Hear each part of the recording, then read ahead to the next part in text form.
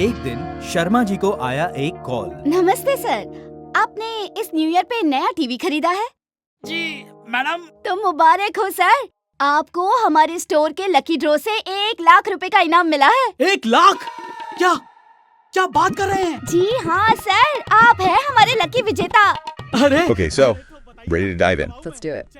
Cool. So today, we're going to be talking about UPI fraud, and specifically in India. And you shared a really fascinating YouTube video with me from DSCIIN. It's all about digital payment safety, so that's what we're going to be looking at. Sounds good. Yeah.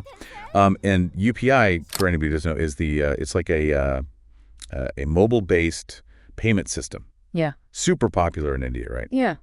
Hugely. I mean, everybody uses it, right? Pretty much. Yeah. And it makes things really easy. Like, you can pay for anything with it. Right.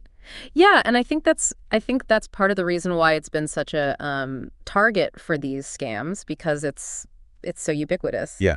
And the video we're looking at uses this really interesting way to get people's attention. Like, it tells a story. Yeah. Yeah, it's kind of like A narrative. a narrative thing, right? Yeah. With they have this character Sharma Ji. Sharma Ji. Sharma Ji, yeah, and everybody knows a Sharma Ji, right? Right. Yeah, it's like the everyman in India. Yeah. So tell me about, like, what happens to Sharma Ji in this video? So Sharma Ji gets a phone call, and the person on the other end of the line is like, "Congratulations, you've won a lottery." Like, Oh, wow. a lakh of rupees. A whole lakh. A lakh, like that's serious money, right? Sure, yeah. So of course Sharma Ji is like super excited. It wouldn't be. Right. But then the scammer says, "Okay, to claim your prize, you need to give me your UPI PI." Oh no, that's where my alarm bells would be going off. And that's exactly the point. Like, that's the scam. They're asking for your UPI PI. Why would they need that to give you money? Right. That's the thing. You never need your PIN to receive money. Yeah. You only use your PIN to send money, to authorize a payment. That's how UPI works, right? It's built for security. Yeah, that makes perfect sense. And the video, it has this really catchy phrase in Hindi, to drive that point home. Yeah. Yeah, tell me. God cut a cam and does cattle. Hi, God, is cattle. Right. Which basically means you never need a PIN to receive money. And it's so simple, so memorable. And I think that's such an important part of preventing these scams is clear communication, right? Like, you've got to get the message across in a way that people understand, especially in India, where you have like so many different languages and levels of financial literacy. Some people may not be as familiar with technology, so it's got to be really, really clear.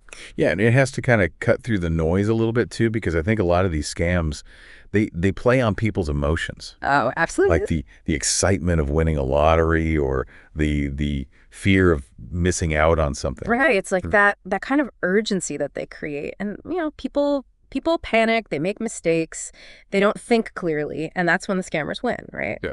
And it makes me think, like, how can we use technology to fight back, Like, what if UPI apps had more, I don't know, like more interactive warnings or something? Like, Right. what if your app could detect a suspicious request, and immediately warn you? Oh, right. Like, hey, are you sure you want to do this? Or like, this looks a little fishy. Yeah, exactly. Or even real-time fraud detection, like Right. something that's actually analyzing the transaction as it's happening. I mean, that would be amazing. Yeah, I mean, it feels like there's this constant race, between the good guys and the bad guys, the technology and the people exploiting it. Definitely. And, this video focuses on this one type of scam, but there's so many others out there, right? Like, what are some other common ways that people get scammed through UPI? Oh, yeah, there's tons. So you have these lottery scams like we talked about, but then there's also like phishing links, right? Oh, yeah. Those are everywhere. Yeah, you might get a message, that looks like it's from your bank or like a trusted payment service, but it's actually a fake website. Right. And they're just trying to steal your login information. Yeah. And then there are these fake apps, that mimic legitimate ones, and they trick you into entering your personal information. Oh, wow. And then there's SIM swap scams. Oh, yeah, I've heard about those. Yeah. That's where they basically hijack your phone number, right? Yeah, they gain control of your mobile number, and then they can bypass like two-factor authentication. Right, because they're getting the codes that are sent to your phone. Exactly. And then they can access your accounts. That's scary.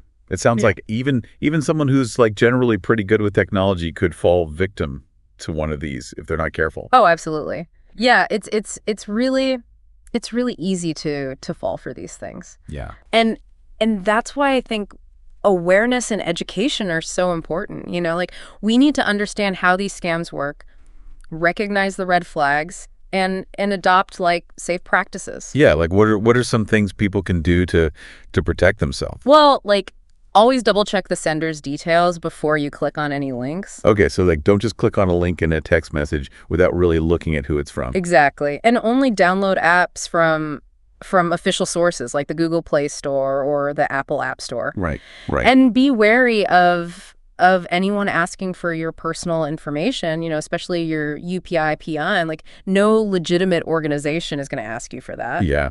You know, it's almost enough to make you want to go back to using cash. Right. But of course that has its own downsides. It does. It's not very convenient, is it? No, not really. Yeah. And it's not always that safe either. No. It's like we need to find ways to make these digital payment systems like safer for everybody.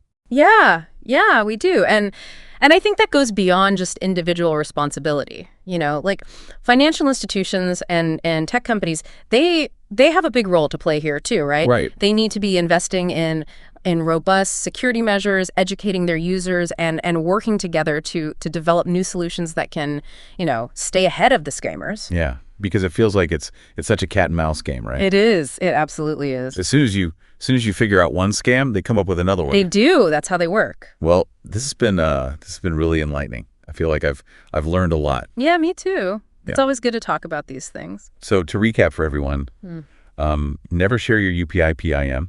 Right. Golden rule. Be wary of suspicious links and requests. Absolutely. And just stay informed. Like you keep up with the latest scams, you know, read articles, watch videos. Yeah. Stay vigilant. Yeah. So what final thought would you leave our listeners with? That's a good question. I guess I would ask, you know, in this age of rapid digitization, how do we strike that balance Between convenience and security, right? Right. Because we want things to be easy, but we also don't want to like, you know, give up all of our privacy and security in the process. Yeah, and it's a complex issue. You know, there's no easy answers, but it's something that we all need to be thinking about. Yeah. And talking about. Yeah, definitely. It's an ongoing conversation. It is. Well, thanks for joining me today. This has been a really great discussion. Yeah, thanks for having me. And to all of our listeners out there, stay safe and stay informed. Yeah, be careful out there. We'll see you next time. See ya.